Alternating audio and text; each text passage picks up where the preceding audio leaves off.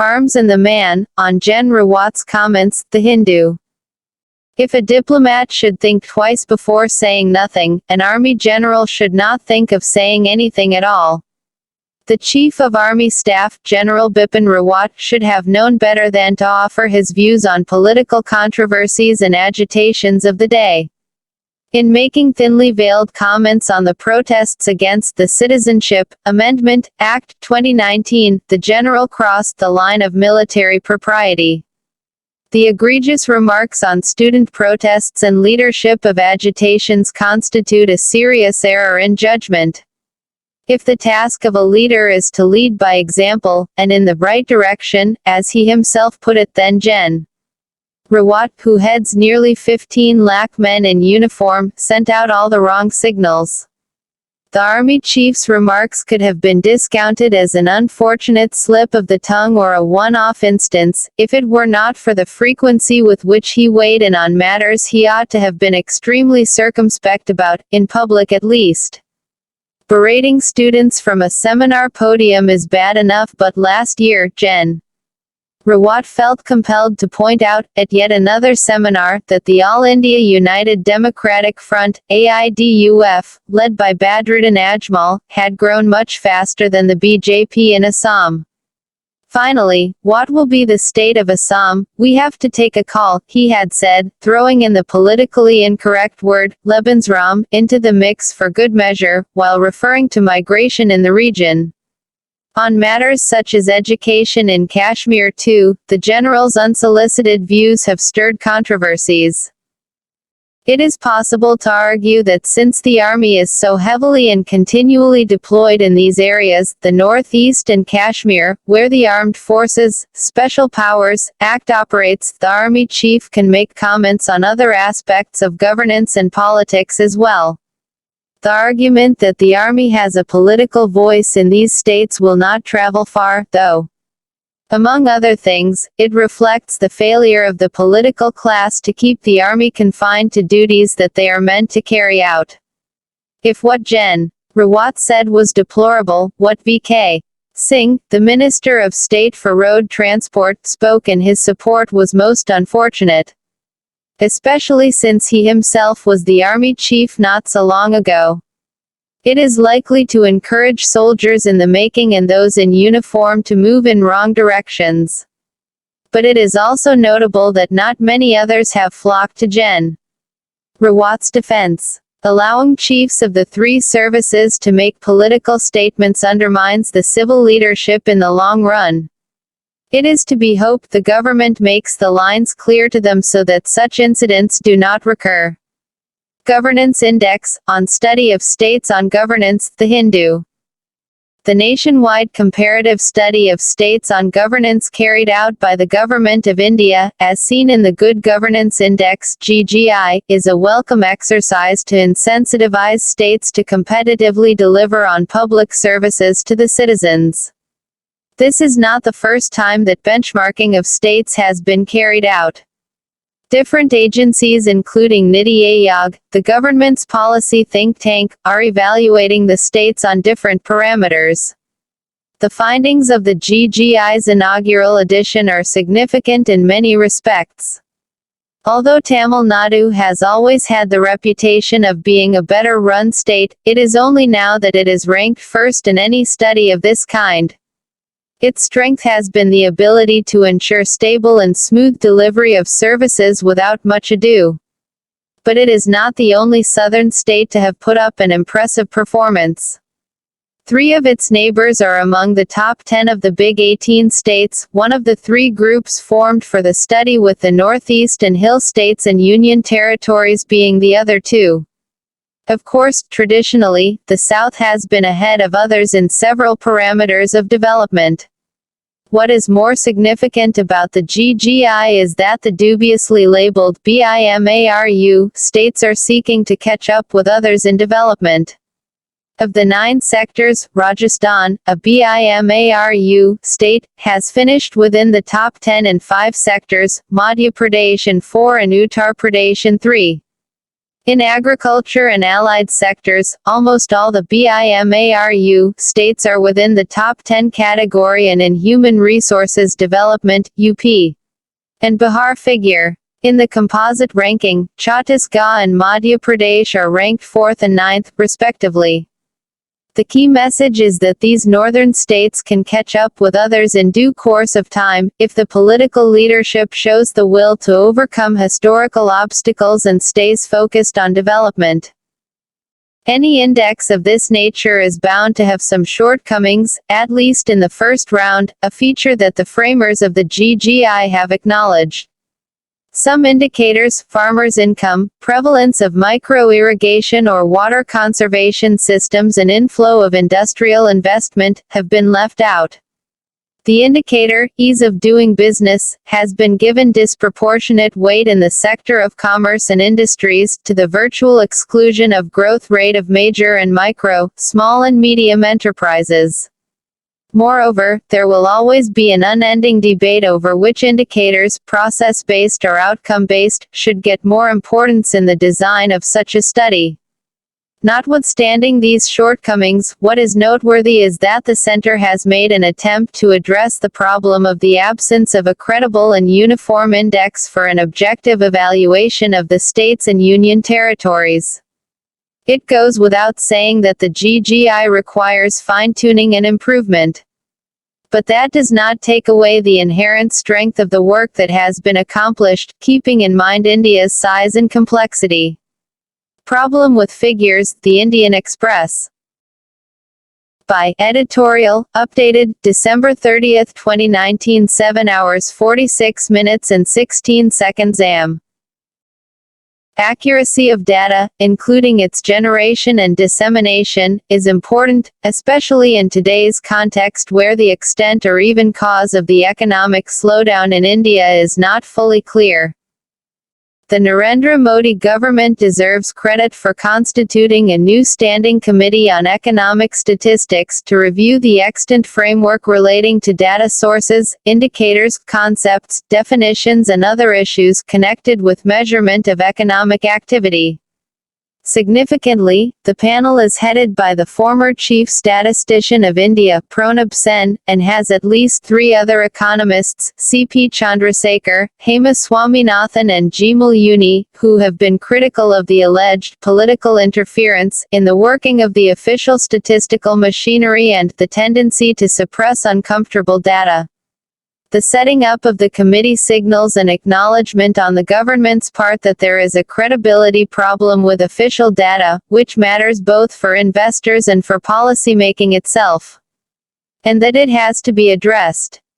Accuracy of data, including its generation and dissemination, is important, especially in today's context where the extent or even cause of the economic slowdown in India is not fully clear.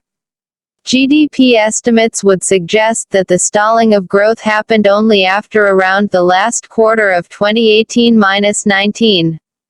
But can an economy fall off a precipice like this? The collapse of IL&FS in September 2018, no doubt precipitated a liquidity crisis for non-banking finance companies, but could it have created a disruption of the scale that demonetization and the rollout of the Goods and Services Tax (GST) did? This question needs answering because there is, in the public domain, a National Sample Survey Office (NSSO) survey that apparently shows household consumer expenditure to have fallen in 2017-18, a year when listed companies posted decent sales growth.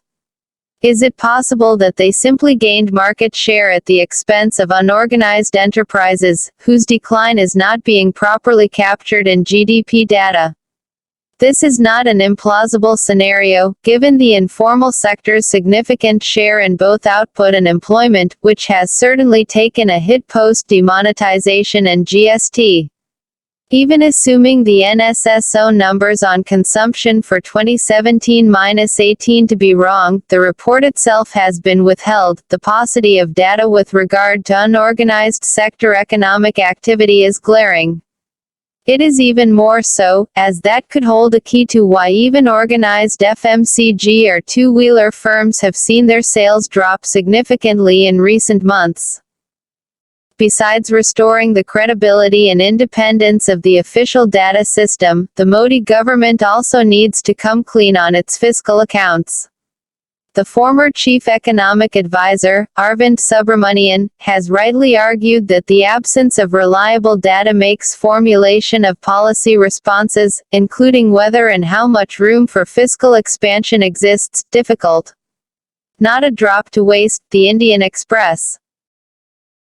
By Editorial, published December 30, 2019, 12 hours 12 minutes and 16 seconds am. Atal Bhujal Yojana, that will be implemented in 7 states, Gujarat, Haryana, Karnataka, Maharashtra, Madhya Pradesh, Rajasthan and Uttar Pradesh, should only be seen as the first step towards restoring the health of the country's aquifers. In 2020, according to the Niti Aayog, 21 Indian cities, including Delhi, Chennai and Bengaluru, will run out of groundwater. The Aayog's Composite Water Management Index (CWMI), released in June, notes that 70% of our water resources are contaminated. Several other reports, including the Central Water Commission's Water and Water-Related Statistics 2019, have thrown light on the poor state of India's groundwater aquifers. The urgency of the Atal Bhujal Yojana, launched by the Union Jal Shakti Ministry last week, can, therefore, hardly be overstated. The groundwater revival scheme ticks quite a few right boxes. It seeks to strengthen the institutional framework of administering groundwater resources and aims to bring about behavioral changes at the community level for sustainable groundwater resource management. However, the Yojana that will be implemented in 7 states, Gujarat, Haryana, Karnataka, Maharashtra, Madhya Pradesh, Rajasthan and Uttar Pradesh, should only be seen as the first step towards restoring the health of the country's aquifers. India has had a groundwater management and regulation scheme since 2013. The Atal Bhujal Yojana will draw on some of the institutions created by this scheme, especially village-level water user associations (WUAs). The Jal Shakti Ministry will have its task cut out. The Niti Aayog's CWMI notes that though 80% states have a regulatory framework to establish such associations, progress on the ground is weak. Less than 50% states involve the WUAs in critical groundwater management decisions like those pertaining to irrigation resources, according to the CWMI. The Atal Bhujal Yojana would do well to follow the Niti Aayog's recommendations for strengthening the financial state of the WUAs, including allowing these bodies to retain a significant portion of irrigation fees. Groundwater contributes to more than 60% of the country's irrigation resources. Power consumers in the agriculture sector are billed at highly subsidized rates, which several studies have shown accounts for the over-extraction of groundwater. However, there is also a substantial body of work which shows that it is politically imprudent to install electricity meters on farmers' fields. The discourse on groundwater use has to move beyond this binary. Ways must be found to balance the demands of farmers with the imperatives of reviving the country's aquifers. One solution, tried out in parts of Punjab, is to gradually reduce subsidies and offer cash compensation to farmers for every unit of electricity they save. The CWMI report talks of other solutions like persuading farmers to adopt more efficient technologies such as drip irrigation. By emphasizing on local-level institutions like the WUAs, the Atal Bhujal Yojana has signaled the Jal Shakti Ministry's inclination towards such persuasive solutions. Missing the wood, on anti-CAA resolution in Kerala Assembly, The Hindu. The Kerala Assembly's resolution calling upon the centre to repeal the Citizenship Amendment Act 2019 reflects the widespread unease and disquiet the legislation has caused. rather than treat it as a controversy over the question whether a state assembly is competent to question the law on a matter under the union government's domain. The center should reflect on the core issue, that the CAA may be in violation of the equality norm and secular principles enshrined in the Constitution. Given how deeply the country is divided on the changes in the law, Kerala's example may set the stage for a wider confrontation between the center and states that have expressed their disinclination to give effect to the center's policy in this regard. The resolution reflects a legitimate concern that in enacting the CAA, the center has written a patently discriminatory norm into the law. There is justified opposition across India on the amendment's implications, especially in combination with the expected follow-up action in the form of establishing a citizenship register. Kerala Chief Minister Pinarayi Vijayan is among several CMs who have spoken out against the CAA's discriminatory nature, but his has been the first regime to adopt a formal resolution for repeal. The center must make an effort to understand the underpinnings of the ongoing protests against its amendments, of which the Kerala resolution is surely a part. Union Minister Ravi Shankar Prasad and Kerala Governor Arif Muhammad Khan have denounced the adoption of such a resolution, the former arguing that all states had a constitutional duty to implement central laws. However, the principal objection, that citizenship being a matter concerning the Union, it is not open to state assemblies to give their opinion on it, is not valid. To the extent that a state government believes that a parliamentary law is not constitutional, it is entirely in order for the state legislature to call for its repeal.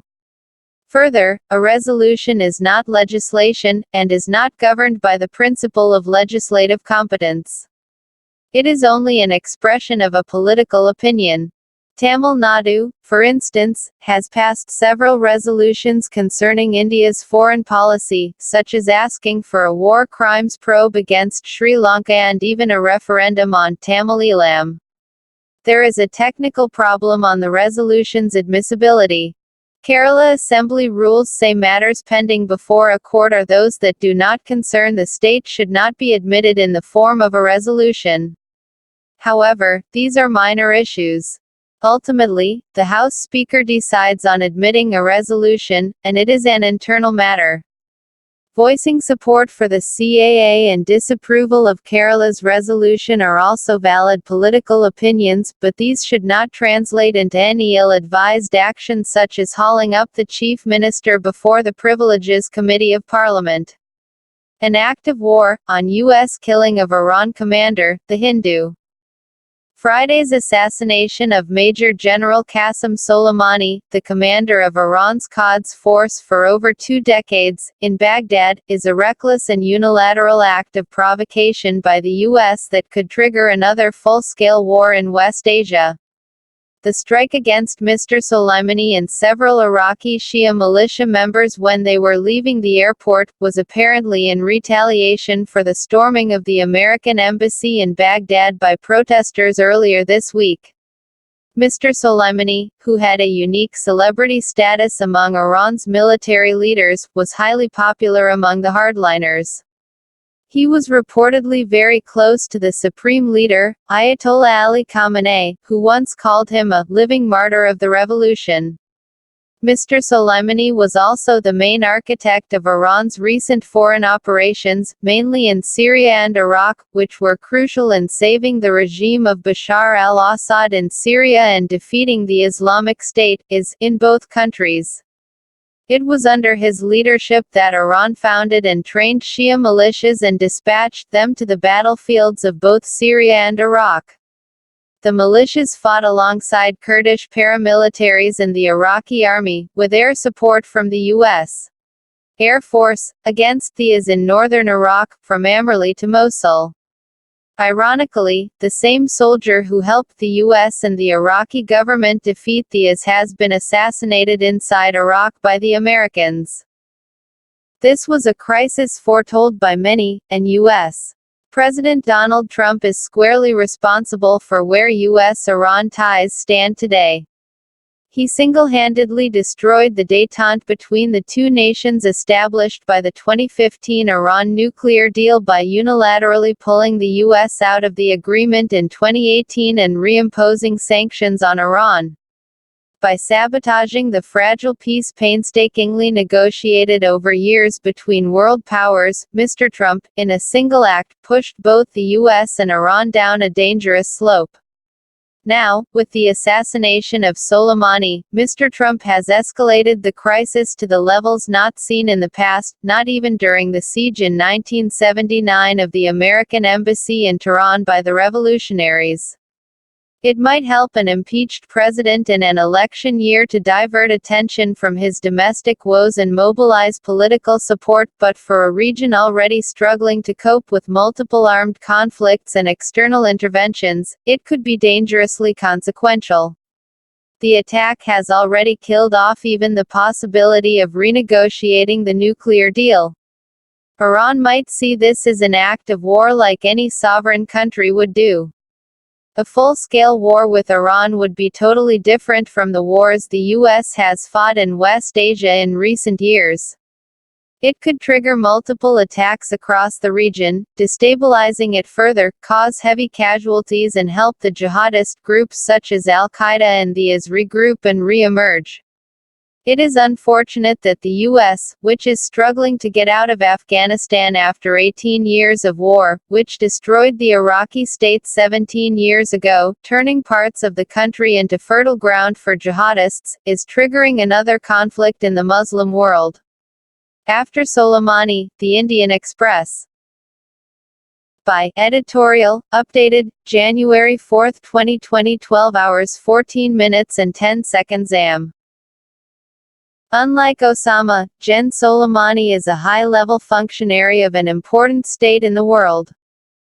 The killing of a top Iranian military commander, Major General Qasem Soleimani, by the U.S. forces is breathtaking and forebodes the escalation of the U.S.-Iran confrontation. As Washington and Tehran move from a proxy conflict to open confrontation, the entire Middle East is in danger of being consumed. Gen Soleimani was no ordinary soldier. He headed the much-feared Quds force of the Iranian Revolutionary Guard Corps.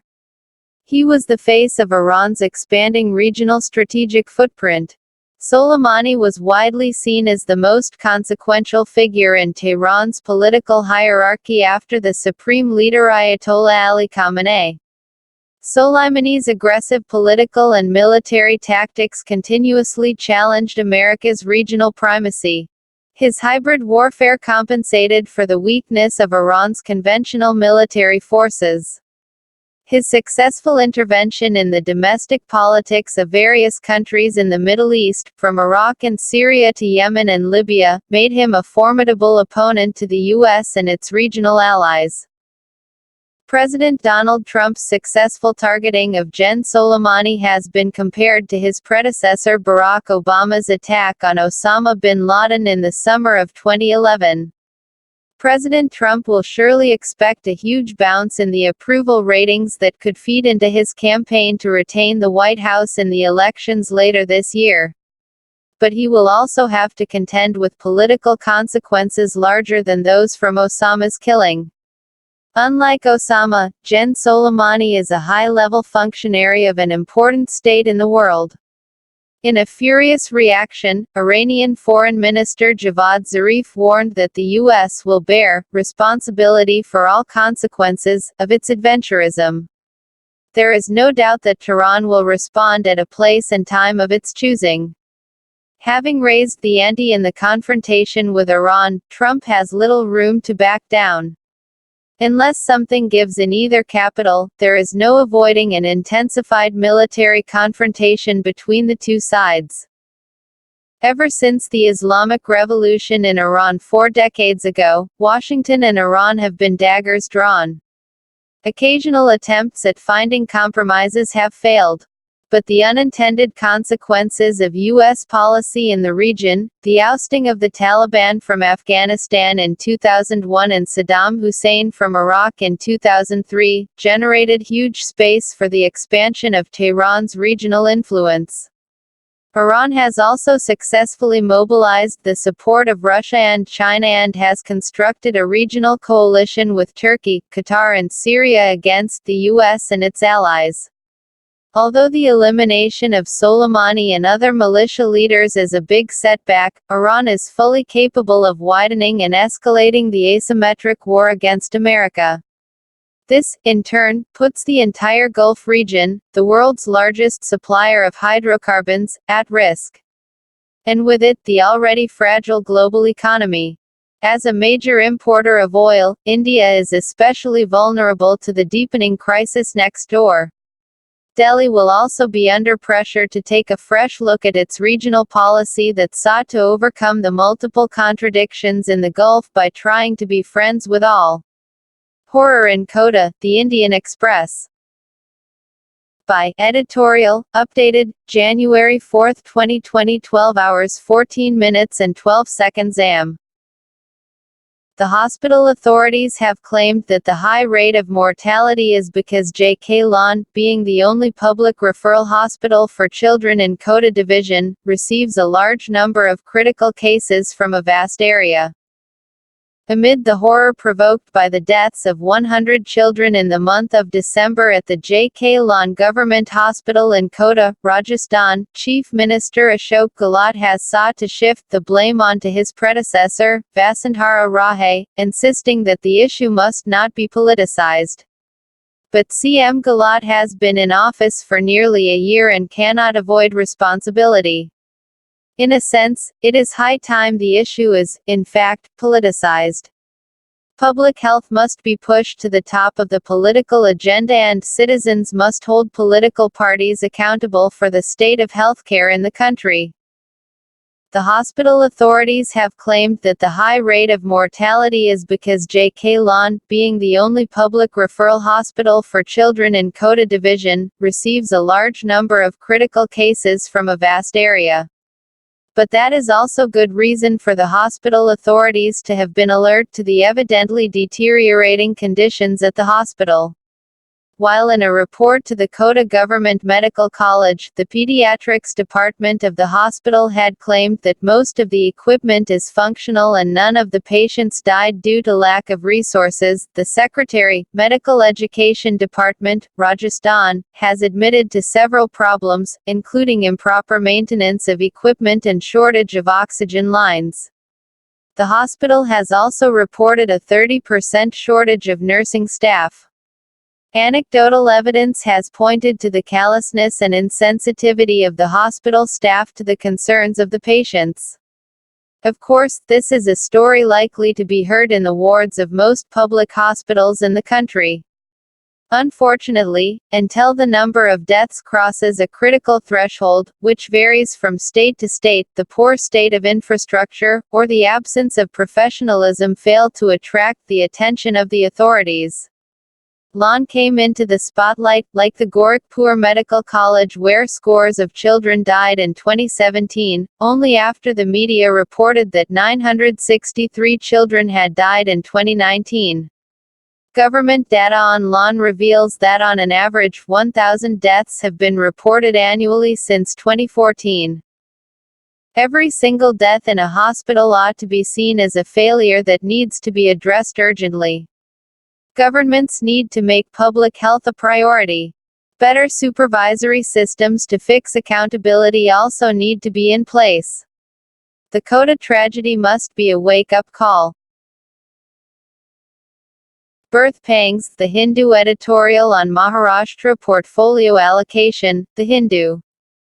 With its expansion on Monday, the Maharashtra Council of Ministers is now 43 strong. The three key partners of the Maharashtra Vikas Aghadi (MVA), the Shiv Sena, the Nationalist Congress Party (NCP), and the Congress got 15, 16 and 12 berths in the ministry, respectively. Ajit Pawar, the nephew of NCP chief Sharad Pawar who vaulted to the BJP camp to briefly become the deputy CM, now holds the same post in the government, almost as if his act of defiance of the party leadership did not happen at all. The sharing of portfolios remains a bone of contention among partners and within each party. Chief Minister Uddhav Thackeray could not meet the deadline he had himself set for announcing the portfolios, which was a day after the expansion. He will be able to arrive at an agreement with leaders of allies and party colleagues, but that will not necessarily end bad blood and resentment in the camp. The MVA is an unlikely alliance as the Sena does not share a common ideological platform with the other two parties. Sena, the oldest ally of the Bharatiya Janata Party (BJP), turned against the latter not on any question of ideology but on disagreements over power sharing.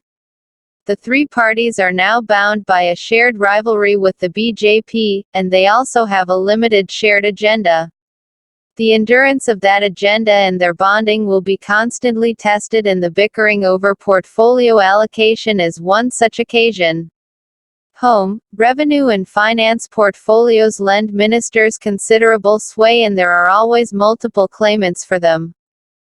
The MVA consolidated several social and economic interest groups that perceived a threat from the BJP, and has good reasons to stay together till it gets closer to the next election.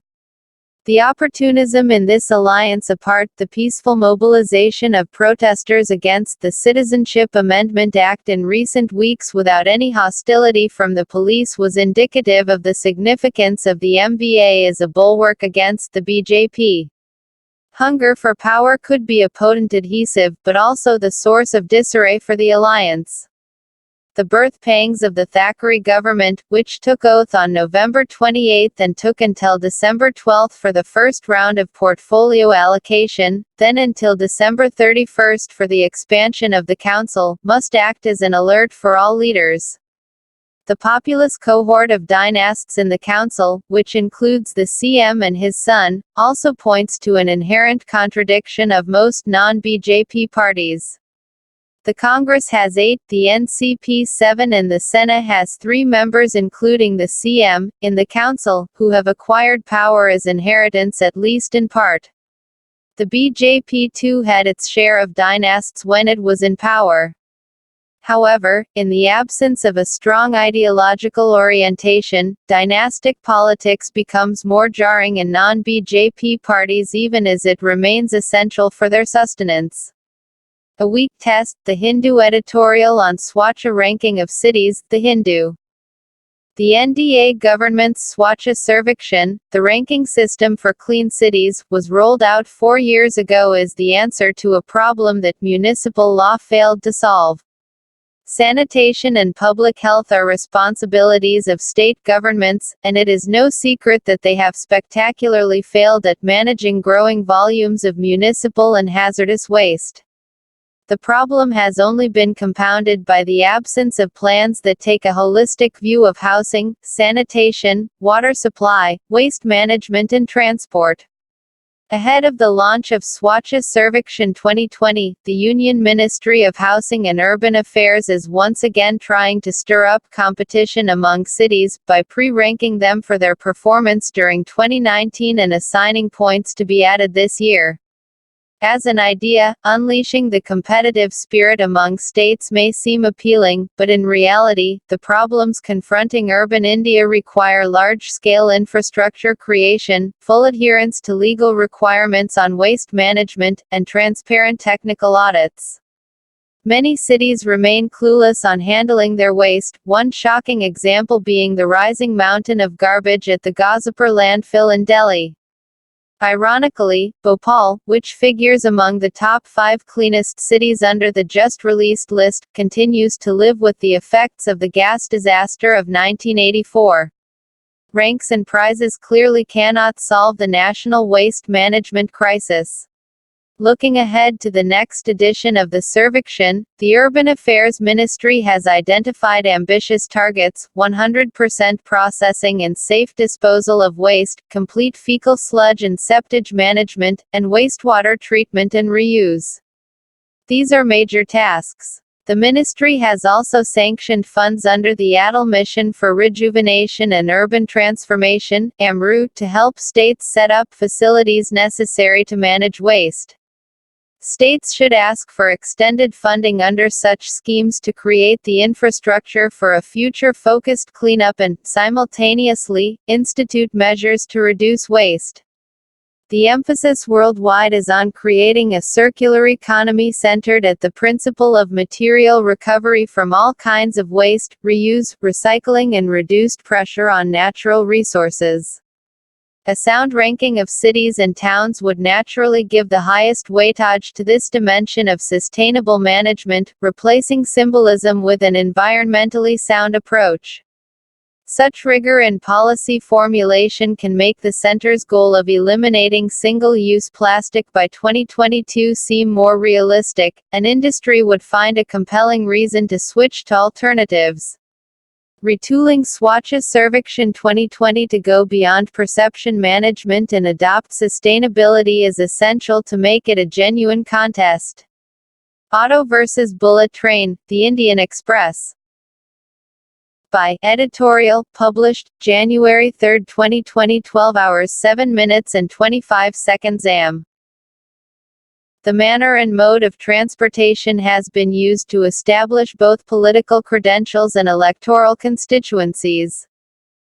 The art of political repartee is evocative precisely because of its ambiguities.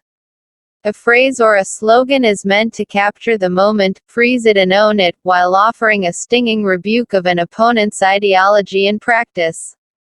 The game, in essence, is about framing the conversation and finding the right metaphor to act as an appropriate caricature. And in Maharashtra, it's game on. Two leaders of the NDA, former Chief Minister Devendra Fadnavis and Union Minister Ramdas Athawale, compared the ruling Shiv Sena NCP Congress alliance to an auto-rickshaw. Like the three-wheeler, they suggested, the allegedly unstable alliance would make heavy weather of reaching its destination. Modes of transportation have a history in Indian politics.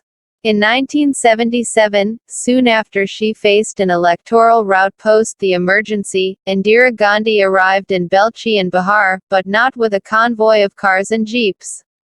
A large number of Dalits had been murdered by landlords, and sensing the political moment, Mrs. Gandhi arrived at the flooded village astride an elephant.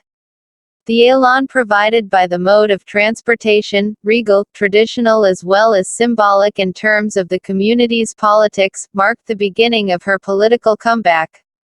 In 1989, VP Singh famously rode a motorcycle, playing both angry young man and man of the people, during his election campaign against Rajiv Gandhi. And more recently, and less successfully, SP leader Akhilesh Yadav made the cycle, his party's symbol, a calling card. The manner and mode of transportation has been used to establish both political credentials and electoral constituencies. Fadnavis and Athawale's three-wheeler jibe, though, may have backfired. Uddhav Thackeray claimed that his was indeed an auto-rickshaw sarkar that will try to take people along, not a bullet train government that leaves them behind. The thing about vehicles in politics is this: the dictum, the more expensive is better, does not always hold true. A revenue gap, The Indian Express. By Editorial, published January 3, 2020, 12 hours 0 minutes and 39 seconds am. A closer look at government finances suggests stress on both tax and non-tax revenues. A slowing economy has taken a grave toll on government finances. At the aggregate level, the center's gross tax revenues have grown by a mere 0.81% in the first 8 months, April to November, of the current financial year. In comparison, the budget had pegged revenue growth at 18.3% this year. With revenues falling well short of expectations, the center may have to cut back on spending in order to meet the fiscal deficit target. Considering that higher government spending has propped up the economy so far, any cuts in spending will aggravate the slowdown. Lower capital spending will also have implications for the plans for the infrastructure pipeline unveiled by the finance minister recently. A closer look at government finances suggests stress on both tax and non-tax revenues. On the direct tax side, though the full impact of the reduction in the corporate tax rate on revenues is not immediately clear, corporate tax collections have contracted by 0.91% over the same period, as against a target of 15.4%. Personal income tax collections have fared marginally better. On the indirect tax side, if integrated GST collections in December are equally split, then central GST collections at the end of December would stand at 3.72 lakh rupees crore, compared to the full-year target of 5.26 lakh rupees crore. This implies that CGST collections, including IGST, will need to average 51,207 crore rupees per month in the current quarter to meet the target, as opposed to the current average monthly collection of 41,375 crore rupees. Then there is also concern over meeting this year's disinvestment target. As against a target of 1.05 lakh rupees crore, collections so far have been only 17,364 crore rupees. It was hoped that the sale of BPCL would help meet the target, but it is unlikely to materialize soon.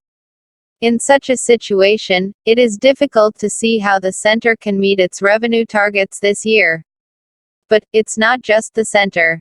State governments are also facing difficulties with revenue growth slowing down sharply. And as put together, spending by states far outstrips that by the center. Cutbacks in state spending will have serious implications. Though it is possible that both the center and the states deviate from the fiscal roadmap, borrow more to finance their spending, higher borrowing could push up bond yields, negating the impact of monetary easing. Finance Minister Nirmala Sitharaman's maiden budget was criticized for not presenting an accurate picture of government finances. The upcoming budget is an opportune moment for the government to come clean, present an accurate picture. This could then form the basis for drafting a new, realistic fiscal roadmap. Who's Afraid of a Song? The Indian Express. By Editorial, published January 3, 2020, 12 hours 5 minutes and 45 seconds am. The move to probe the protesters and the censure of Vox Populi send out disconcerting signals. The eminence of IIT Kanpur as a center of excellence is well known and showcased by its high rankings in numerous international surveys, its distinguished research departments, alumni, and faculty. Unlike most science and technology schools, IIT Kanpur even has an artist-in-residence program to make education more holistic. Hence, it is ironic and disquieting that the institute, acting on a complaint by a temporary faculty, has decided to investigate if Faiz Ahmed Faiz's 1979 iconic poem, Hum Dekhange, immortalized as an anthem of protest by singer Iqbal Bano, contains anti-Hindu references. Faiz and Bano and their work, including Hum Dekhange, are a part of the subcontinent's collective cultural heritage. That's how it has been, and it will continue to be so. Of course, the faculty member has a right to be offended by the song. But should IITK have legitimized his/her order to probe? How absurd is it for IITK to sit in judgment over Faiz's secular credentials, as mirrored in Hum Dekhange? Surely, even the junior-most faculty member in its humanities department could have explained to the deputy director heading the probe who Faiz and Bano are, even if a Google search had failed to do so. In fact, the institute that hosted Nasiruddin Shah as artist-in-residence, at a time when the actor was critical of the government, ought to be proud of students who chose to stand in solidarity with their community elsewhere and protest the new citizenship law. These students have announced to the world that their campus, which has a distinguished record in academics, rejects all forms of bigotry and will speak out when the liberal values and foundations of the Republic are seen to be threatened. It is unfortunate that the Institute's bureaucracy has chosen to be blind to the message of the students and even forced Vox Populi, the online platform of the student body, to take down an editorial that complained about a peaceful gathering of the students being communalized. The move to probe the protesters and the censure of Vox Populi send out disconcerting signals. They mirror a sense of insecurity that doesn't behove a first-rate institute like the IITK. Faiz wrote the poem at a time of political repression in his country, and in Bono's rendering a people denied democratic freedoms found a collective voice. The then military dictator of Pakistan, Zia-ul-Haq, felt that Hum-Dekenge was about him and sought to suppress it. There is no reason why anyone in India, a democracy that upholds the right to free speech, needs to feel similarly discomfited. For all the latest opinion news, download Indian Express app. Tags: Faiz Ahmed Faiz, IIT Kanpur. Infrastructure push, The Hindu editorial on Centre's 102 rupees lakh crore plan, The Hindu. For an economy that is tottering, a big bang announcement from the government can sometimes work to turn around sentiment. The unveiling by Finance Minister Nirmala Sitharaman on Tuesday of a mega push to infrastructure investment adding up to 102 lakh rupees crore over the next 5 years belongs in this category. Projects in energy, roads, railways and urban infrastructure under the National Infrastructure Pipeline (NIP) have been identified by a task force. About 42% of such identified projects are already under implementation, 19% are under development and 31% are at the conceptual stage. The NIP task force appears to have gone project by project, assessing each for viability and relevance in consultation with the states. Considering that the NIP will be like a window to the future, a constant review becomes paramount if this is not to degenerate into a mere collation and listing of projects. A periodic review, as promised by the Finance Ministry, is necessary. The government's push on infrastructure development will not only enable ease of living, such as metro trains in cities and towns, but also create jobs and increase demand for primary commodities such as cement and steel. From this perspective, this push to invest in infrastructure is welcome. Also read: Core sector output shrank 1.5% in November. Identifying the projects to be put on the pipeline is the easy part. Implementing and commissioning them will be the more difficult one. There are a few hurdles that the NIP task force needs to watch out for. First, the financing plan assumes that the center and the states will fund 39% each while the private sector will chip in with 22% of the outlay. Going by the present fiscal situation, it will be no small challenge for the center to raise 39 lakh rupees crore, even if it is over the next 5 years. The financial position of states is even more perilous. Second, the 22 lakh rupees crore expected from private investment also looks steep considering the lack of appetite for fresh investment by the private sector in the last few years. In fact, this factor has been a major drag on economic growth. Given the scale of investment, debt will play an important role and it remains to be seen if banks have gotten over their apprehensions on infrastructure financing as a major part of their bad loans originated there. Finally, cooperation from states becomes very important in implementing infrastructure projects. The experience on this count has not been very happy till now. While these are genuine obstacles that the task force needs to manage, these should not detract from the need for a concerted effort to invest in infrastructure. The key will be following up and reviewing the pipeline at regular intervals. A persisting variance, the Hindu editorial on Sustainable Goals Index, the Hindu. The Niti Aayog Sustainable Development Goals Index for 2019, released on Monday, does not reveal any surprising information. The South's Kerala, Tamil Nadu, Andhra Pradesh, Telangana and Karnataka are joined by Himachal Pradesh, Sikkim and Goa as the best performers, while the northern, north-central and northeastern states have been laggardly in achieving the UN-mandated goals by 2030. Poor performers such as Uttar Pradesh have shown discernible advances in the indices, measured between 2018-19, especially in adopting cleaner energy and improving sanitation.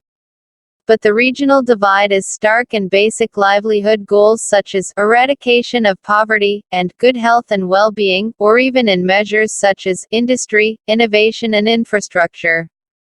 This points to variances in both state governance and in administrative structures and implementation of welfare policies.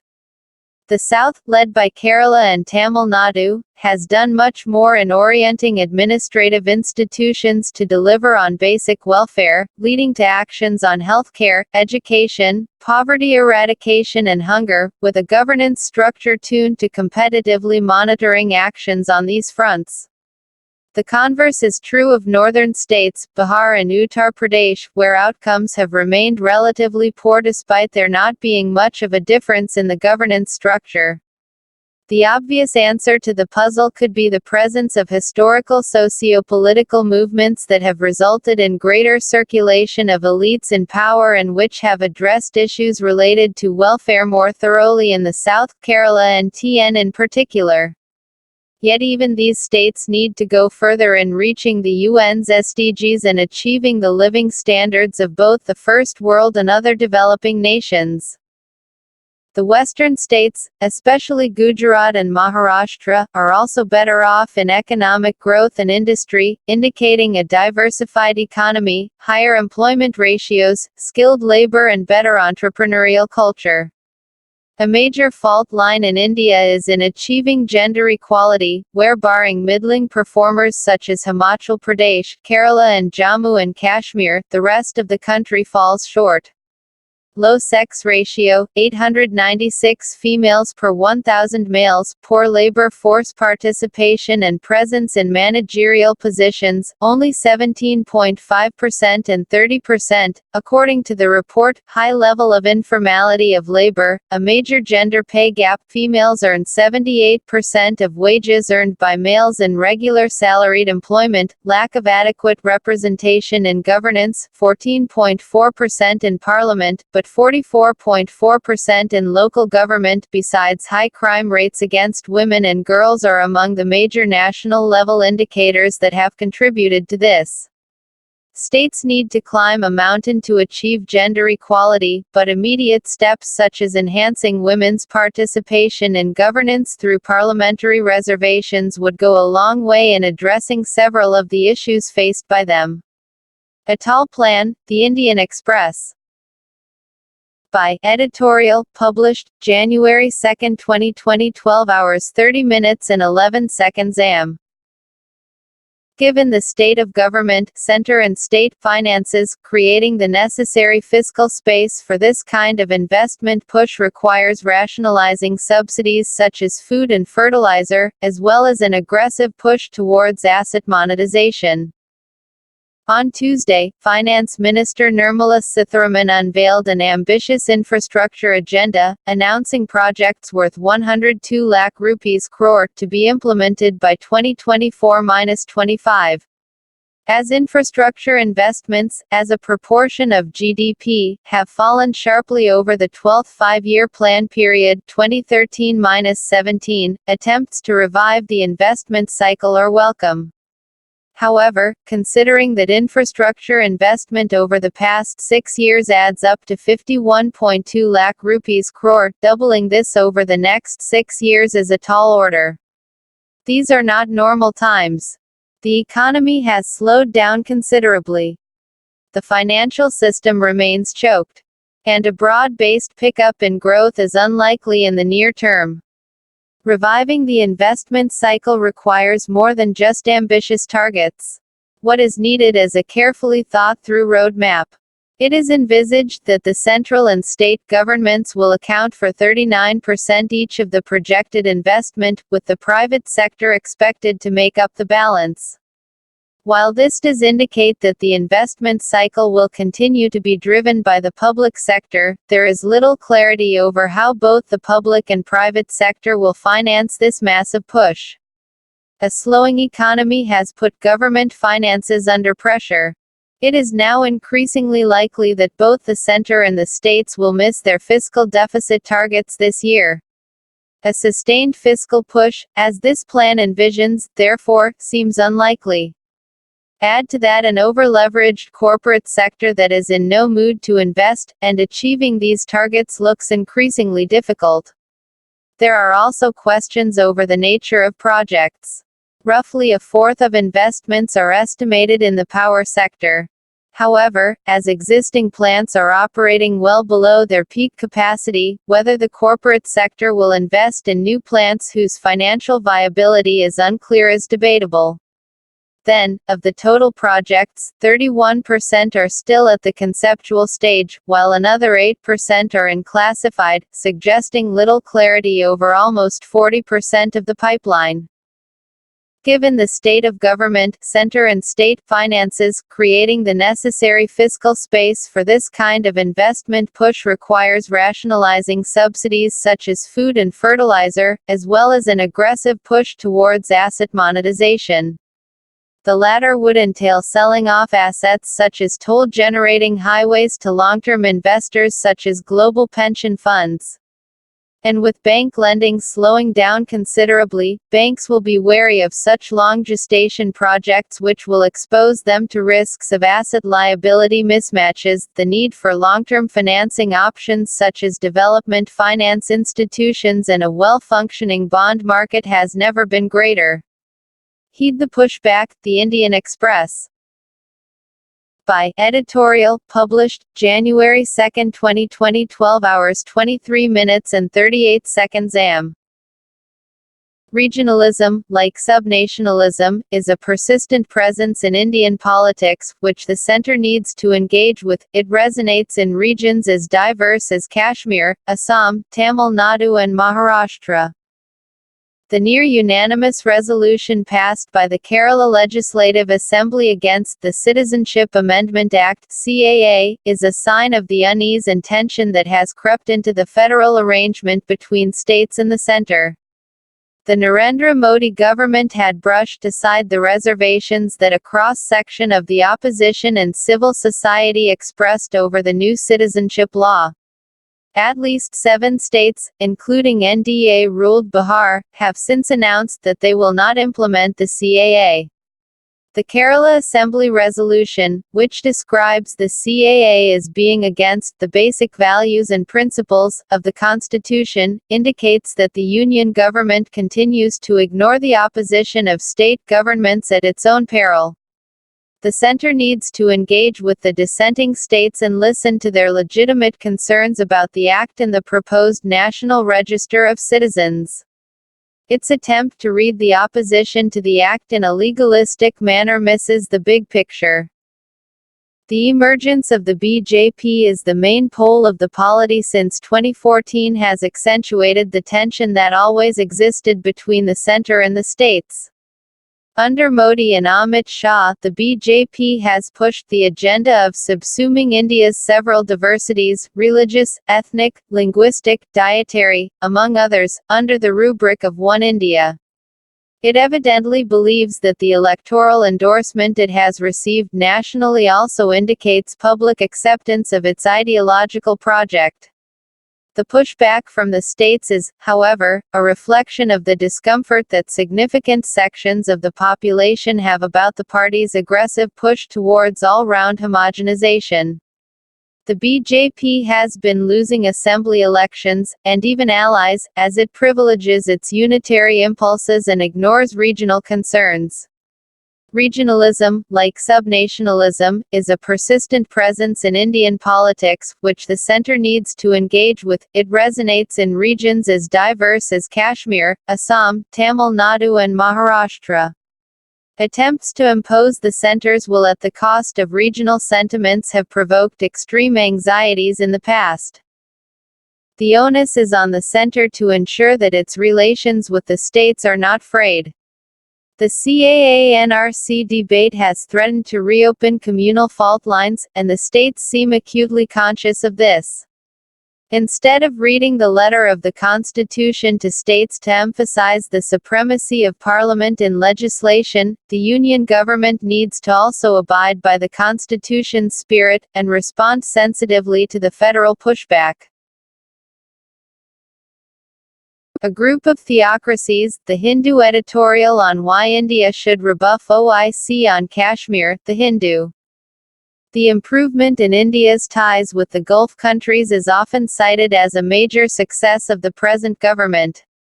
Prime Minister Narendra Modi's focus on relations with the Kingdom of Saudi Arabia (KSA) and the United Arab Emirates (UAE), which he has visited more than once in his tenure, and his personal ties with their most powerful royals, has yielded accolades and promises of investment. In March 2019, it resulted in then External Affairs Minister Sushma Swaraj addressing the 57-member Organization of Islamic Cooperation (OIC) in Abu Dhabi, a breakthrough for India. The government's outreach to the grouping was seen as a way of strengthening ties with the Muslim world, including West Asian countries where more than 6 million Indians live and work. It was therefore disappointing for the government to note that in June, the OIC appointed a «special envoy» on Jammu and Kashmir, and subsequently issued several strongly worded statements on the government's decision to amend Article 370 of the Constitution, the Supreme Court verdict on the Ayodhya dispute and the Citizenship Amendment Act 2019, or the CAA. And last week, according to Pakistani officials, the OIC decided to convene a special meeting in Islamabad in 2020 to discuss the Kashmir issue and the repercussions of the CAA, after discussions the Saudi foreign minister had in Islamabad. It should be clear to the government that the engagement with the grouping this year was a miscalculation. In any case, the basis of the OIC is a unity between theocratic Muslim states, an idea that India, as a secular country with a large Muslim population, has never been aligned with. At all costs, attempts by the OIC to make statements and arrogate to itself the well-being of India's Muslims must be rebuffed as gross interference. However, New Delhi must note that the OIC's recent statements also stem from a broader tussle within the grouping that has become a concern for traditional leaders, the KSA and the UAE. The challenge comes chiefly from Malaysia, where Prime Minister Mahathir Mohamad has revived his plans for a reformed OIC, and has enlisted other challengers to the Riyadh-Abu Dhabi domination of the pan-Islamic movement, including Iran, Turkey and Qatar. In that sense, the OIC's criticism of India is a clear attempt at reaffirming its leadership of the movement. New Delhi must strengthen ties with its strategic partners in the region on both sides of the divide without taking sides or becoming collateral damage in the internecine warfare between them. But it must also be wary of groupings with nothing in common other than a religious worldview. In the grip of terror, the Hindu editorial on Islamist terror in Somalia, the Hindu. The massive truck bomb attack on December 28, 2019 in Mogadishu that killed at least 79 people and injured 149 points to a resurgent terrorist threat in Somalia. Al-Shabaab, the al-Qaeda-linked terrorist group that was ousted from Mogadishu in 2011 by international forces, has claimed the attack. Shabaab, which still controls parts of the country, has carried out a number of suicide attacks in the recent past. In the deadliest attack in the country, truck bombs killed at least 600 people in Mogadishu in 2017. Shabaab is blamed for this attack too, though it never took responsibility. Early this year, Shabaab militants attacked a hotel complex in Nairobi, Kenya, killing 21 people. The latest assault comes barely 2 weeks after militants stormed a hotel in Mogadishu, killing 5 people. The growing number of such attacks, despite the U.S. steadily enhancing its air campaign against Shabab and other militants in the country in recent years, have not only exposed the inability, if not incompetence, of the federal government in ensuring security but also sent a message to the government's regional and international backers that their attempts to get a stable government in the Horn of Africa country are reaching nowhere. Somalia has hardly been stable since the fall of dictator Mohammed Siad Barre in 1991. With different clans and militia groups vying for influence and power, the country plunged into a cyclical civil strife. The U.S. sent troops in 1992 as part of an international humanitarian and peacekeeping mission, but it pulled out of the country in 1994 after 18 American soldiers were killed in the Black Hawk Down incident. Shabab rose from the anarchy that prevailed over the country. It spread its influence fast across Somalia, capturing even Mogadishu, until U.S. and African Union troops ousted it. Since then, the group has been attacking the internationally backed federal government and the people residing in government-controlled areas through guerrilla and terror strikes. The original regional plan was to establish a government that will stabilize the country and take over the fight against terrorists. But the Somali government is accused of corruption, incompetence and infighting. While Shabab exploits the chaos and lawlessness, other militant groups, including an Islamic State faction, are on the rise. Security is largely taken care of by the African Union mission in Somalia, which has stated that it is preparing for condition-based handover of national security responsibility to the Somali government. So fragile is the security situation that it is doubtful whether the Somali government could hold itself together if the international troops pull out. To arrest the slide in security, the government has to first get its act together. The African Union should continue to back the government, as Shabab poses a threat not just to the Somali government but to the whole region. Weighing in on the public sector privatization debate, The Hindu. While there is justification in selling loss-making units, the situation is more nuanced in the case of profit-making entities. There seem to be broadly three positions with respect to the privatization of public sector undertakings (PSUs). The left position is PSU is family silver and should not be sold irrespective of its performance. The divergent stand is that business is not the business of government, which found resonance in the United Kingdom, and, of late, in India. There is also the third position: why privatize profit-making PSUs? Why do you sell the family silver? Bharat Petroleum Corporation Limited (BPCL), which is making handsome profits, comes under this category. Case of loss-making units. Loss-making PSUs certainly merit privatization, but no one would buy them with their huge debt and employee liabilities. The government may even have to pay the buyer, as it happened in the case of the Delhi Discom privatization. Even then it may be worth it, since privatization will stop fiscal flows to these PSUs. Alternatively, there is the exit route through the new Insolvency and Bankruptcy Code. Some of the major loss-making PSUs, Bharat Sanchar Nigam Limited, Mahanagar Telephone Nigam Limited and Air India, should go under the block as their losses are greater than their revenue. The Economist has a term for such entities: value-subtracting enterprises. Restructuring them and even ensuring an additional infusion of funds and other resources have not produced results. Their chairman cum managing directors are bureaucrats who may not have domain knowledge or technical service people bereft of business acumen. Justifying their existence, in the case of BSNL, MTNL, which ran telecom at one time as a government monopoly, with a teledensity of 0.01%, by citing national security is strange. At one time the argument was that BSNL alone maintains the military telecom network. It was for the same reason that the private sector was not allowed to operate in the defense sector. We have paid a heavy price for only entrusting it to the public sector in this area. The present government has by and large done well in opening up defense to the private sector. Privatization is not a default option, rather, it is resorted to only out of extreme necessity. As World Bank consultants said on the Delhi Discom privatization is resorted not just when the firm makes losses, but only when the physical performance is so bad that the PSU becomes a political embarrassment to the government. This may explain the hesitation to privatize some of the largest loss-making PSUs, Air India, the BSNL and MTNL, as the embarrassment threshold may not have been reached as yet. Meeting fiscal targets. But why privatize a profit-making PSU?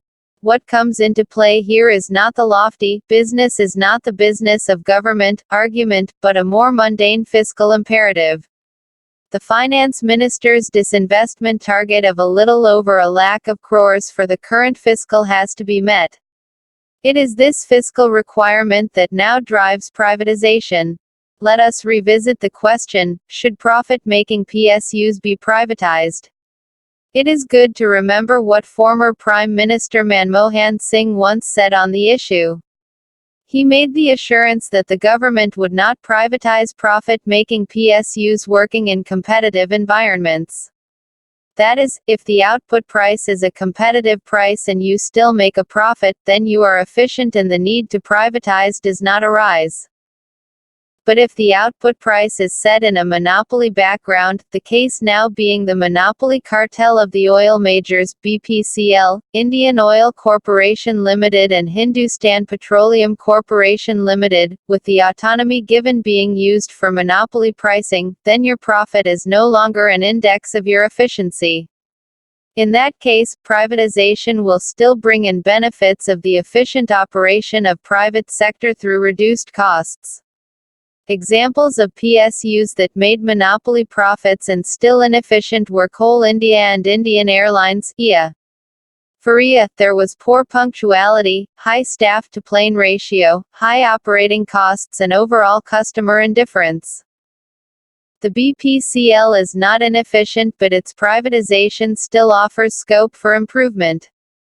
When a company such as this has never faced any serious competition, it is impossible to even discuss the issue of efficiency or inefficiency. There is no comparable firm in the private sector to benchmark it with. However, if one looks at just about any public sector company in India, it is impossible to argue that the BPCL can be an exception. Over the years, the financial performance of oil marketing companies has undergone a bureaucratic process called administrative price mechanism. All one can say is that the oil PSUs have been allowed to make profit. If one can use the economist's phrase again, they can be called allotted millionaires. On the non-financial performance side, it would be difficult for the BPCL to show what innovations it has implemented over the years either in marketing or refinery operations. Accompanied by competition. There is no point in converting a public monopoly to a private monopoly, it will only result in inefficiency being replaced by private profits. Privatization must be accompanied by competition in the post-privatized scenario. However, the government will face a dilemma. If you want a high price, you must allow a monopoly situation post-privatization, and if you want competition and low price for consumers, you must be content with a modest sale price, as the post-privatization valuation of the firm critically depends on the market structure post-privatization. If that is to be competitive, other PSU national oil companies such as the IOC and HPCL should also be privatized. There is also no issue of national security for downstream oil firms. Oil marketing companies, even if they are not in the public sector, can be made to own strategic petroleum reserves as in most of Europe and by the government itself as in the US. Thus privatizing the BPCL does not compromise India's national security. Similarly, LPG and kerosene subsidies can be handled by direct benefit transfer, which is already in vogue in the case of LPG. Finally, there is an argument advanced in the case of the BPCL, that the government paid about 622 crore rupees in today's money to acquire it, while it now has a market value of around 85,000 rupees minus 15,000 crore. How did 622 crore rupees balloon into this amount even after the time value of money adjustment? Is it a bargain one cannot refuse? Not quite. After all, in the interim period of many years, the firm would have invested, out of retained profits, and also generated further monopoly profits for dividends, which explains its increased value. This is not by its virtue of being a PSU. The BPCL is not a golden goose. It may be an ATM. Happy New Year, the Indian Express. By Editorial, updated, January 1, 2020, 12 hours 55 minutes and 26 seconds am. Resistance to the shrinking of the idea of Indianness will have to be accompanied by political and institutional efforts towards making it wider and more inclusive in the year to come. In spite of its turbulence, and because of it, the year that has passed has imbued the new year with optimism and hope.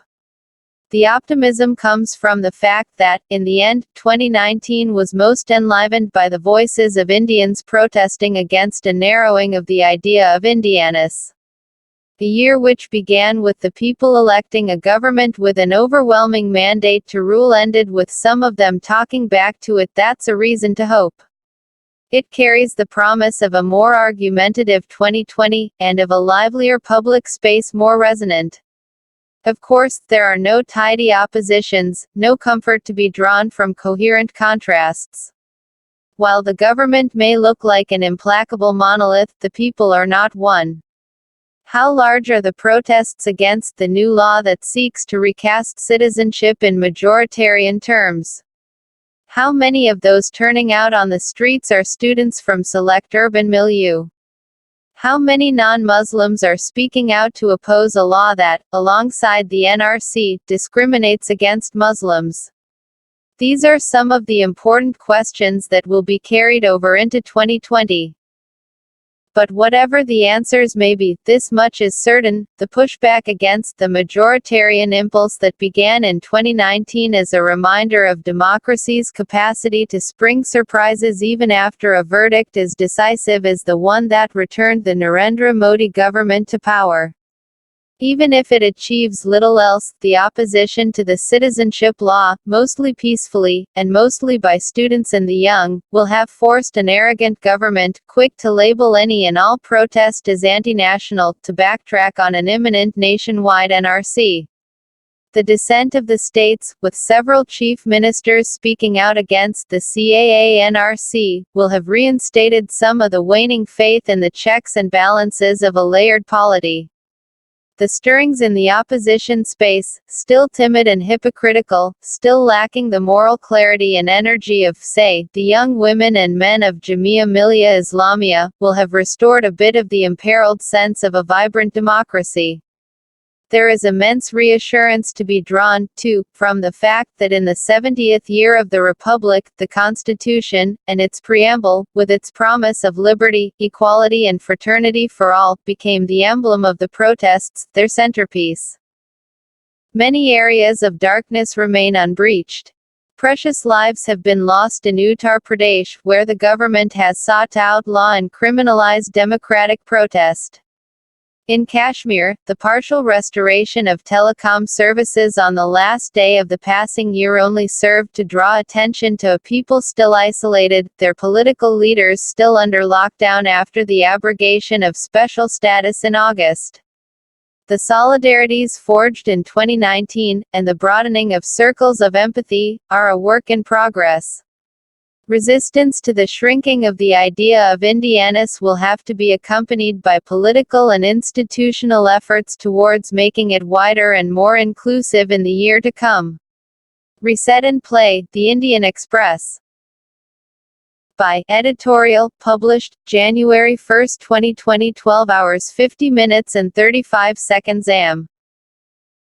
The SDG Index 2019 measures the performance of states and union territories on indicators such as poverty, hunger, gender equality, health, education, and clean water and sanitation, among others. In the latest edition of NITI Aayog's annual assessment of progress made by states in achieving the Sustainable Development Goals, SDG, Kerala retained the top slot, followed closely by Himachal Pradesh, Andhra Pradesh and Tamil Nadu. In the lower ranks, still, are Jharkhand, Arunachal Pradesh, Meghalaya, Assam, and Uttar Pradesh, with Bihar at the bottom. This latest report, which is much more expansive in nature than the previous edition, provides insight on the variations in states' performance across different parameters, and also serves as a useful guide to locate where state intervention is needed to achieve the SDGs. The SDG Index 2019 measures the performance of states and union territories on indicators such as poverty, hunger, gender equality, health, education, and clean water and sanitation, among others. While the 2018 index measured performance on 13 of the 17 Sudanese pounds goals, the latest edition goes one step further, covering all 17 SDGs. A qualitative assessment has been made for measuring performance on partnerships. It has been constructed using 100 indicators, and covers 54 targets. At the aggregate level, India's composite score has improved from 57 in 2018 to 60 in 2019, much of the improvement taking place due to progress on 5 goals: clean water and sanitation, affordable and clean energy, industry, innovation, and infrastructure, life on land, and peace, justice, and strong institutions. On all these indicators, India has scored between 65 and 99. The improvement on these parameters, in part, stems from the beneficial impact of various government programs. For instance, improvement on clean water and sanitation has been largely driven by the progress made by the Swachh Bharat Abhiyan in eliminating open defecation, while the increased coverage of LPG, as well as the surge in electricity connections, has helped shore up performance on affordable and clean energy. Large challenges remain, however, in areas of health, nutrition, basic infrastructure, quality of education, among others. On 2 goals in particular, gender equality and zero hunger, far greater attention is required as the country's score on both is less than 50. This year marks the 5th anniversary of the adoption of SDGs. The 17 SDGs and 169 related targets are to be achieved by 2030. As India's success in achieving these goals will largely determine global outcomes, achieving these targets should be the cornerstone of economic policy. Ideas Abide, The Indian Express. By Editorial, published January 1, 2020, 12 hours 44 minutes and 51 seconds am. While it may seem that liberal values, notions of equality and decency, are fighting for survival, that nativist, right-wing tendencies are ascendant, it is unlikely that either notion will disappear completely. More often than not, the most admired man in America is the serving U.S. president, according to the Gallup poll. For the last 2 years, however, Donald Trump did not make the cut. This year, he is tied for first place with his predecessor, Barack Obama, and the divide is, predictably, along party lines. It is easy to see the poll as a reflection of a deeply divided society as the U.S. heads into an election year, as yet more evidence of liberal values being under siege. But the message, perhaps, is more complex. The contested prize of the most admired man in America illustrates the shifting allegiances of people and the relative permanence of ideas. In almost every way, Trump and Obama are polar opposites, isolationist versus globalist, playing to the mob versus leading the public, conservative versus liberal. Given the bipolar nature of U.S. politics, it may appear sometimes that one side scores a dominant victory. In the Obama years, for example, many were proudly proclaiming the end of bigotry, the beginnings of a woke era. And yet, in 2016, many of the people who had voted for Obama shifted to Trump. While it may seem that liberal values, notions of equality and decency, are fighting for survival, that nativist, right-wing tendencies are ascendant, it is unlikely that either notion will disappear completely.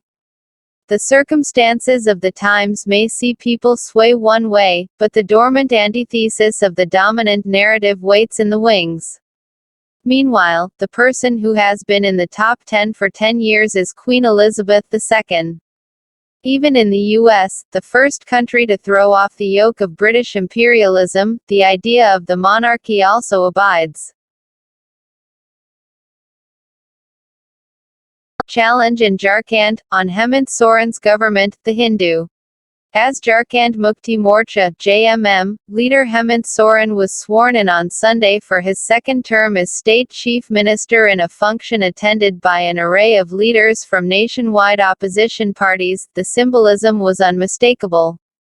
Following the heavy losses in the 2019 Lok Sabha election that cemented the Bharatiya Janata Party as the hegemonic force in Indian politics, there have been three major state assembly elections, in Maharashtra, Haryana and Jharkhand. While the BJP fell short of a majority in Haryana and was denied a return to power in Maharashtra due to its pre-election ally, the Shiv Sena, changing coalitions, it was in Jharkhand that the party faced a decisive defeat. The JMM Congress Rashtriya Janata Dal coalition bagged 47 of the 81 assembly seats largely due to a clear mandate against the Raghubar Das-led BJP, especially from the state's tribal and rural voters, even as some urban voters also switched allegiance to the former.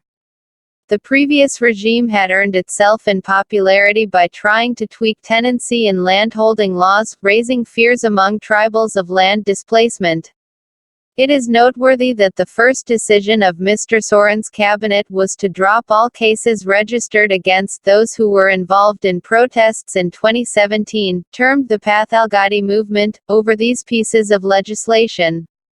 This was clearly a nod to those voters who had registered their dissent with the previous regime by voting against it.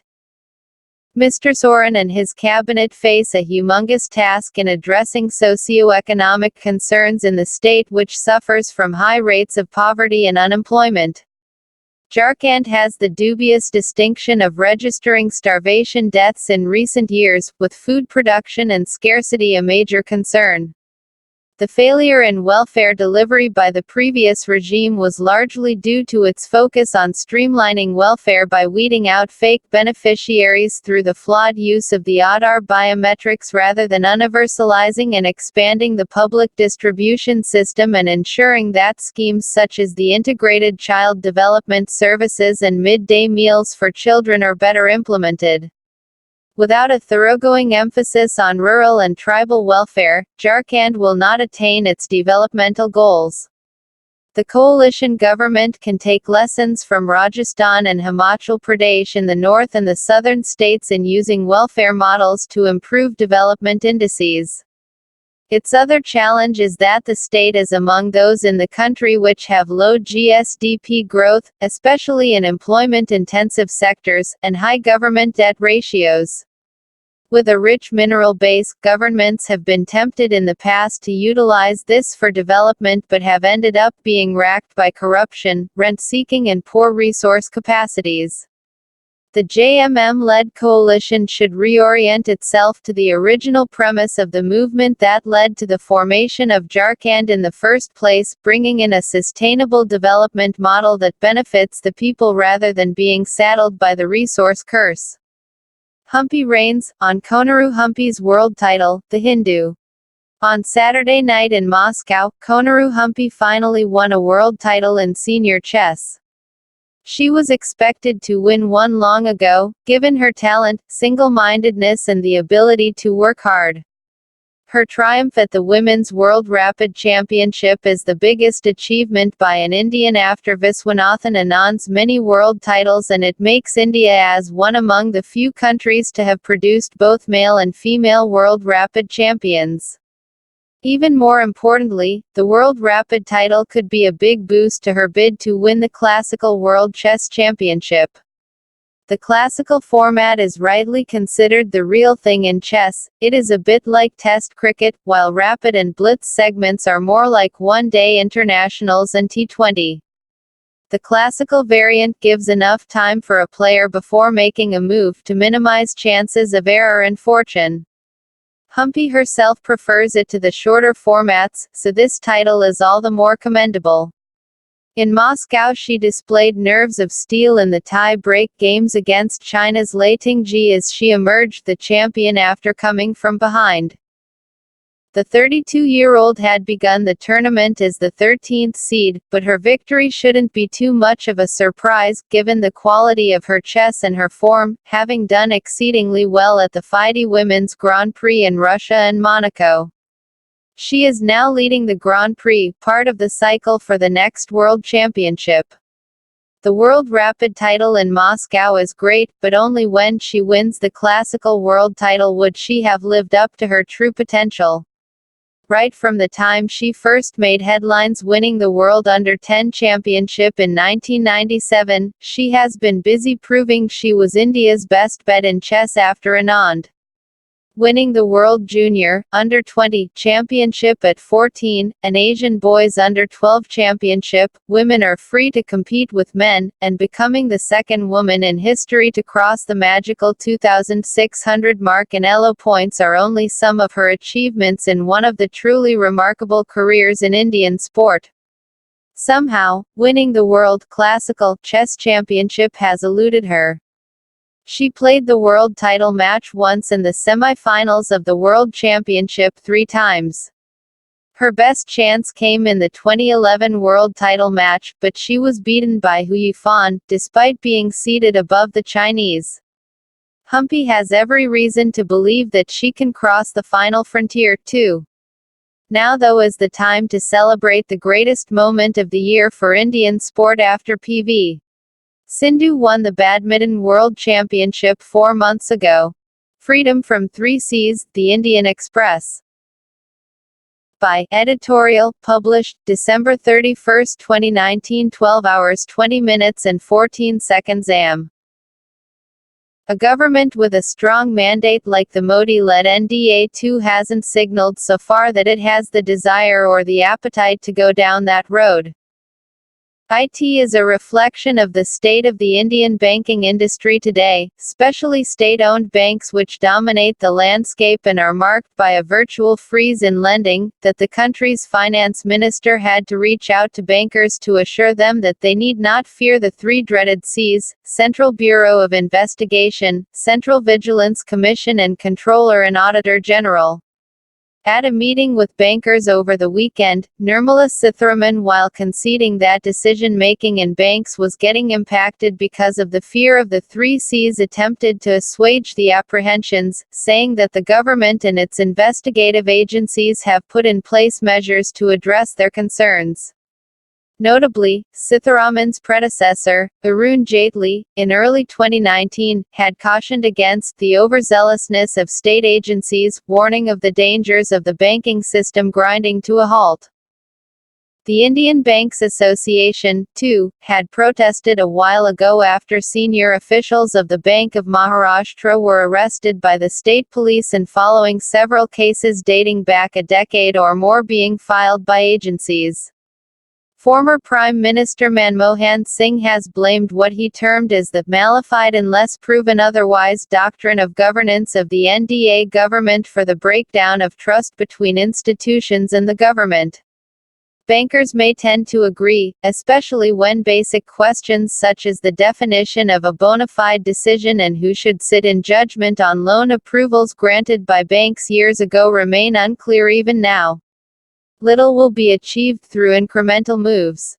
An enduring solution requires a significant lowering of state holding by the government in scores of banks, well below the threshold of 51%, to free bankers from the purview of the 3Cs, or privatization. A government with a strong mandate like the Modi-led NDA-2 hasn't signaled so far that it has the desire or the appetite to go down that road. The second best but suboptimal solution would be to empower bankers and professional bank boards to decide on whether a decision to approve a loan was bona fide or malified. It is a fact that the seeds of the current mess in Indian banking were sown during UPA II, but that doesn't absolve the Modi government, which was late in addressing the crisis during its first term. The perceived morality play reflected in punishing so-called rogue bankers and businessmen, a political response to Rahul Gandhi's Soot Boot Sarkar jibe, has already hurt banking and industry. With India set to end the fiscal with a multi-decade low in bank credit, the longer the government takes to unveil a roadmap and walk the talk to boost the confidence of bankers, the more elusive will be the economic recovery. Vengeful State, The Indian Express. By Editorial, updated, December 31, 2019, 6 hours 6 minutes and 33 seconds am. In UP, especially in the Adityanath regime, law and order has been flawed in its implementation, and fraught for the political ends it is apparently made to serve. On December 19, soon after protests broke out across Uttar Pradesh against the Citizenship Amendment Act (CAA), Chief Minister Yogi Adityanath promised, or threatened, that his government would take badla, revenge, against the protesters and auction off their properties. Last week, people across the state were served notices demanding monetary damages for alleged acts of vandalism of public property. In Sambal, as reported by this newspaper, civil society leaders, educationists and political workers are among the 59 people who have been issued notices by the UP government for the payment of 15.35 lakh rupees. The UP government's message of revenge has, in fact, gone out unambiguously from Adityanath's official Twitter handle, which exults, "Every rioter is shocked. Every demonstrator is shocked. Everyone has been silenced after seeing Yogi Adityanath government's stern intentions. Every violent protester will cry now because there is a Yogi government in Uttar Pradesh." Read, protest damage notices, Uttar Pradesh goes where no state has gone before. Two things are clear in Sambal. First, civil society leaders who happen to be Muslim have been targeted. Second, it appears that there is little or no evidence of their involvement in the destruction of public property. The notices will, of course, be challenged in the courts. But the UP government's stern intention to ensure that every protester will cry out will have been fulfilled by the tedium and cost of the legal process itself. Damage to public property must, of course, be condemned, but the current protests are not the first, even in recent times, where such damage has taken place. But there are no instances of compensation being demanded from the protesters. While protest must not descend into violence, and efforts must be made to prevent them from doing so, and there must be some penalties when they do, UP is witnessing a more dangerous phenomenon. The state is pitting itself against those who express dissent.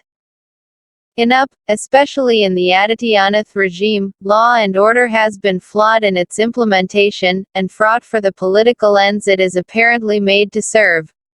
Who can and cannot register and FIR has long been a barometer of which communities have a dominant voice in government. The police chowki is the most visible and immediate face of the state in the remotest parts. But even by UP's poor standards, the Adityanath government has touched new lows, from anti-Romeo squads to the celebration of encounters. Now, the chief minister seeks to style the law and order machinery as an agent of revenge. For the government to fulfill its role, law must not be selectively used, or weaponized. She the Champion, The Indian Express. By Editorial, published, December 31, 2019, 12 hours 12 minutes and 7 seconds am. Humpy became the second Indian to clinch a World Rapid Championship after Viswanathan Anand. For the first 2 months after returning from a 2-year maternity break, Koneru Humpy was struggling for concentration. Not that she had drifted from the game during the layoff, she kept reading about the games and talking to her close friends on the circuit, but she realized she was too slow in deciding her moves. Her apprehensions were vindicated when she endured a torrid set of games in her comeback tournament at the Olympiad in Georgia at the end of last year. Another setback followed, a second-round exit in the World Championship. But just when she felt lost, her idol Udit Polgar soothed her. "Don't worry, just to play a few more games, you will regain your speed. Your best years are yet to be." The Hungarian chess icon's words came true as Humpy not only dusted up her form but also went on to become the world rapid champion in a breathtaking playoff final. On the morning of the final day, all she wanted was to be in the top 3. But then followed a sequence of favorable circumstances, not least her opponent in the final, Lei Tingji, losing a round to Ekaterina Adalik, while Humpy pushed and gambled for an unlikely victory over Tang Zhongyi.